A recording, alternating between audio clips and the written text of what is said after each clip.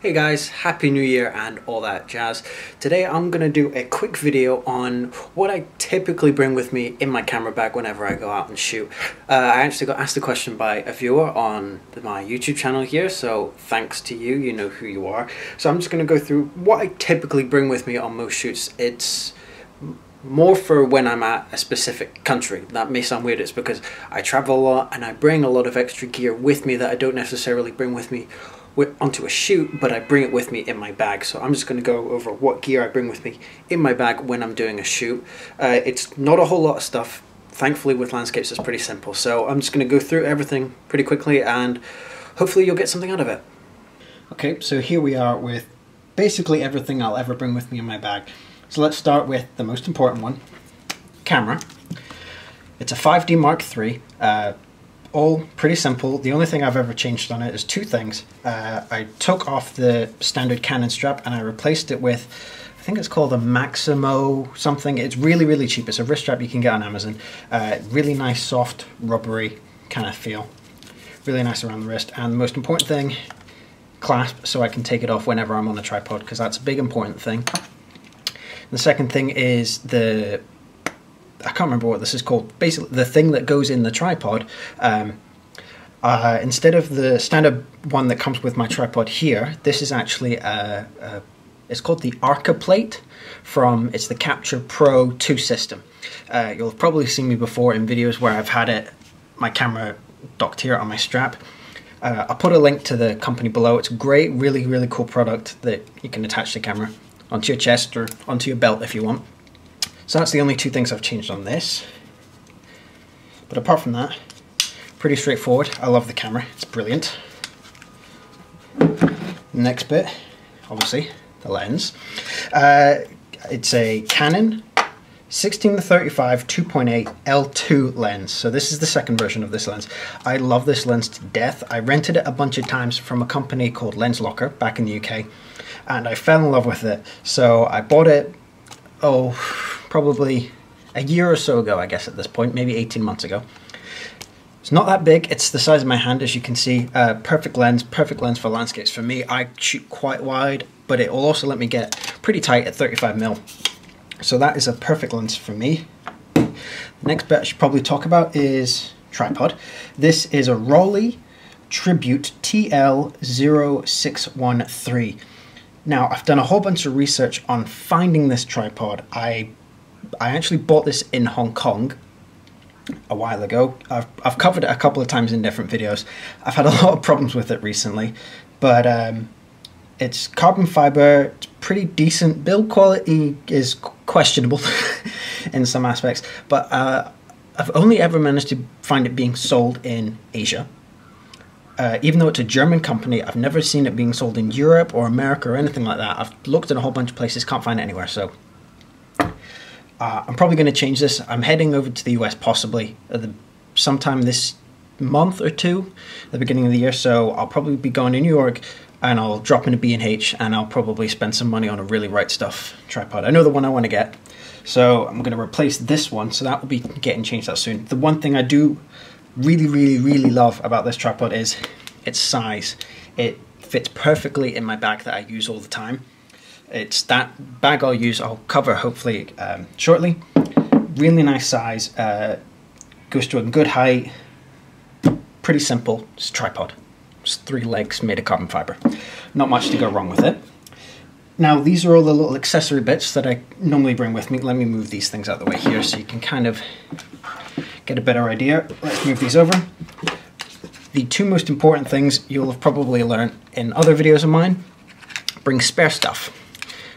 Spare memory card. It's a Transcend Compact 400X UDMA 7 32 gig card. Really nice and fast, big size. I love these cards. They're really useful. Not that expensive. When I bought them in Hong Kong, I have no idea what the price is elsewhere, but a memory card is a memory card. Most important, extra batteries. Charged. Don't bring a dead one. It's useless. It's dead weight. Always bring spare batteries with you. You never know when you're going to need them, so always bring a spare battery. This is a PowerMart. It's a third-party battery. It's really cheap on Amazon. I think I actually may have bought this on Amazon in the UK. Dirt cheap. Easy. Blower. I normally, whenever I go on a shoot, I have a full cleaning kit at home back here. But when I'm out on a shoot, if I need to do quick cleaning, I'll bring my Gyotis, I guess. It's the blower, the rocket blower thing. You squeeze it, air comes out. Look. There you go. I probably blew my mic out doing that. Simple blower just to get rid of dirt. And if I need it, I've also got this lens pen here. Again, bought it in Hong Kong, dirt cheap, cost me nothing. Little brush on the end. Little filament tip thing here. Never 100% sure what this is for, but I haven't used it all that much. I mostly just use the brush. It's to get the bits that won't come off with the blower. Really, really simple. Always good to have cleaning stuff with you whenever you're out on a shoot, especially in landscapes where you're dealing with water and dust sometimes and bits of dirt. Just good to get your stuff cleaned off. And a cloth. I actually got this for free from Google at Photoshop World last year, I think. Yeah, must have been last. Yeah, I can't remember if it was Orlando or Vegas, but it's cool. Little pouch, comes with a little clip. I never use the clip, but it's a lens cloth, just to clean out the lens, just in case there's some really stubborn bits that won't come off with these two. Use the cloth. And conveniently, if you just shove it back in its little pouch, it's all there. Nice and tight, hidden away. Penknife.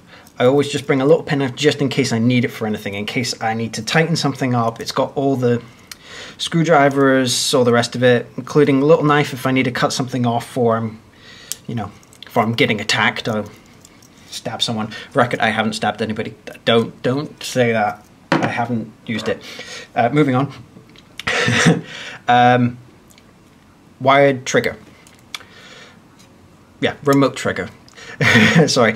The Canon one, I got it because I managed to get a deal on it when I was back in Hong Kong.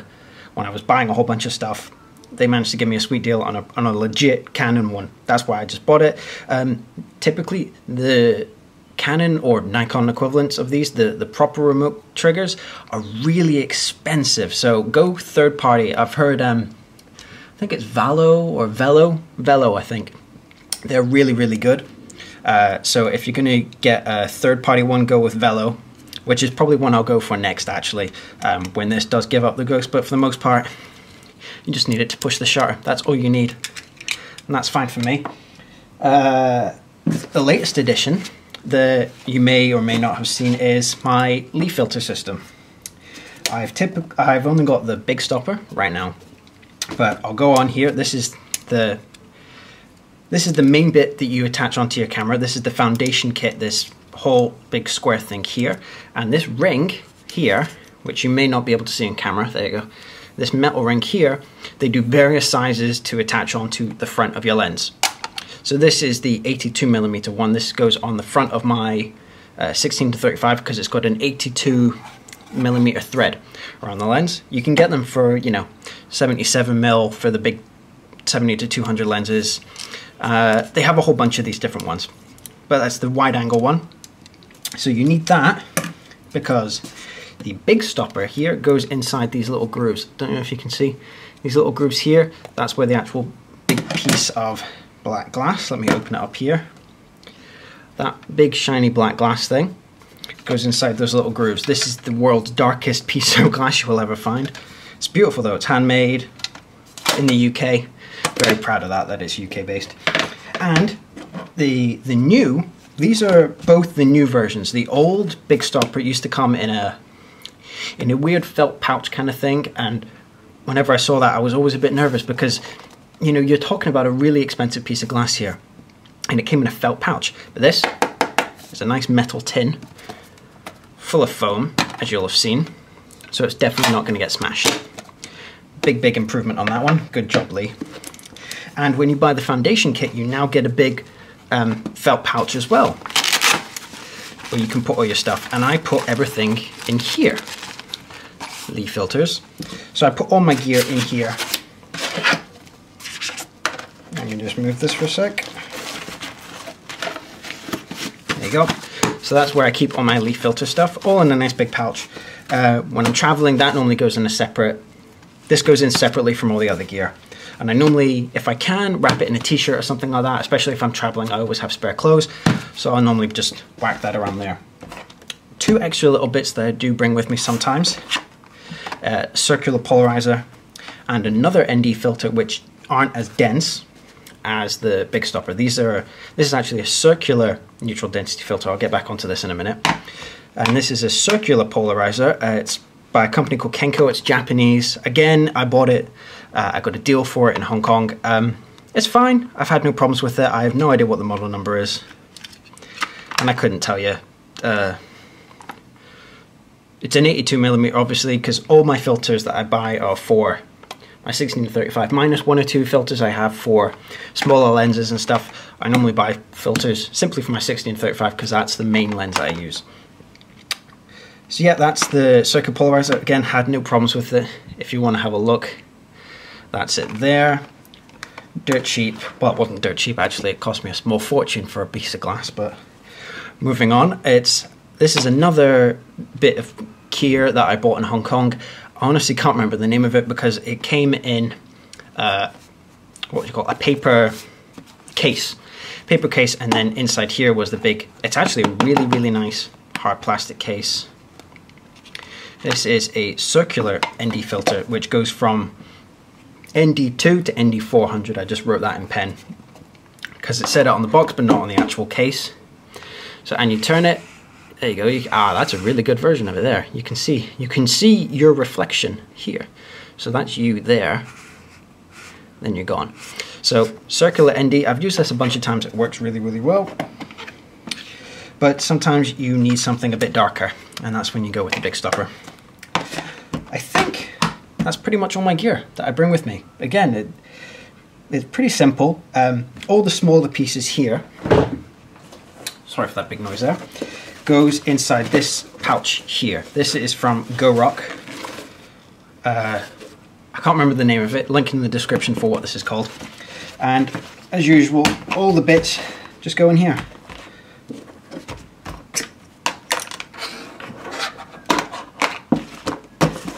Simple. So all your pieces are in one place. So all your spare stuff, you go out on a shoot, you have your camera over your shoulder. Yeah, I've got this attached to my shoulder here, and I just carry that because it's got a little handle on it. Perfect for what I use. So that's my gear. Let me get down here. So that's my gear. I hope you enjoyed a little foray into what I bring in my bag. Again, it's not very much. It's pretty simple. Landscape photography is it's expensive, but it's very few little items. It's little key items that will help. So I guess that's it. See you later.